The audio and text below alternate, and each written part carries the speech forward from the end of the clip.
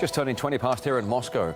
As the Biden administration acknowledges the lab leak theory on the possible Chinese Institute origins of COVID, the U.S. chief medical advisor is calling on Beijing to release medical records of Wuhan lab workers. Last month, President Biden ordered a rapid probe into the origins of COVID in a sudden U-turn on his previous stance.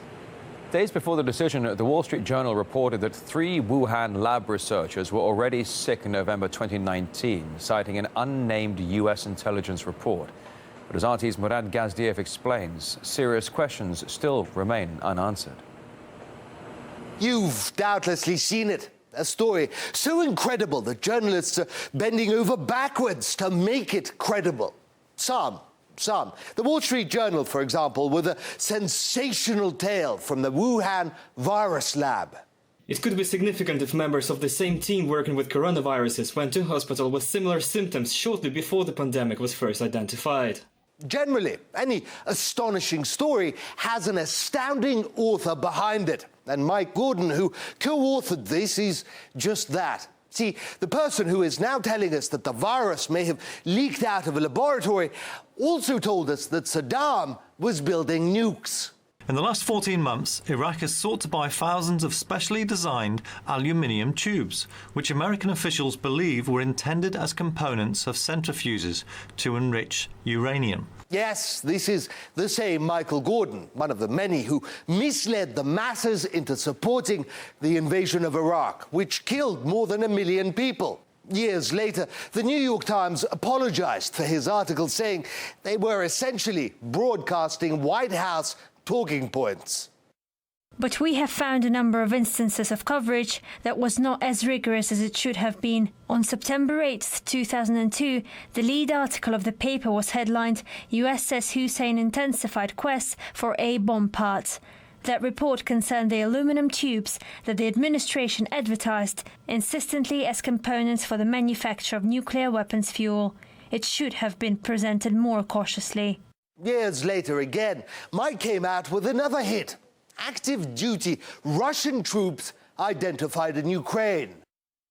Now, photographs and descriptions from eastern Ukraine endorsed by the Obama administration on Sunday suggest that many of the green men are indeed Russian military and intelligence forces, equipped in the same fashion as Russian special operation troops involved in annexing the Crimea region in February.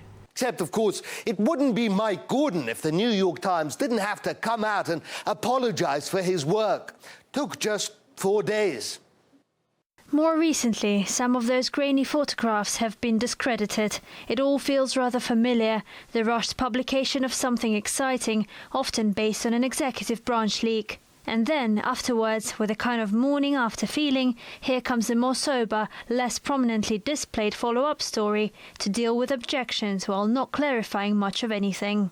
It's nice having an inside man, a guy to launder government and CIA talking points and turn them into journalism. It's easier for the public to digest. Mike's job is difficult. He has to turn a conspiracy theory into something that people will believe in. I mean, you remember how brutally the media came down on Trump when he dared mention the COVID lab leak theory. But now that Biden's done it, watch the media do a 180.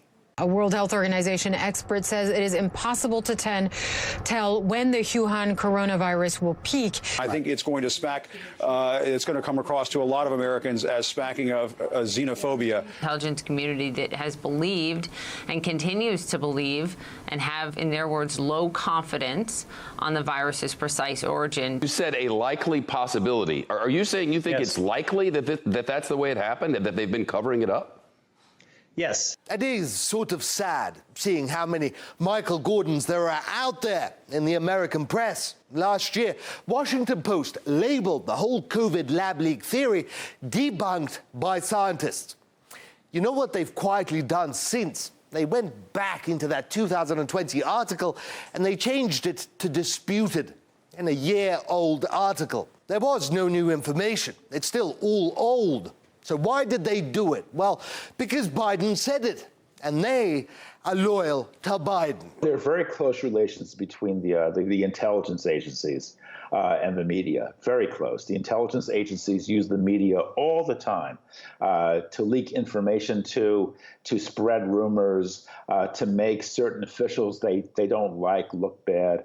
We saw this tremendously during the Russiagate episode under Trump, when there were vast numbers of leaks that were all intended to make Trump or his various officials look bad, look like they were colluding with Russia. And these leaks came out of the intelligence agencies.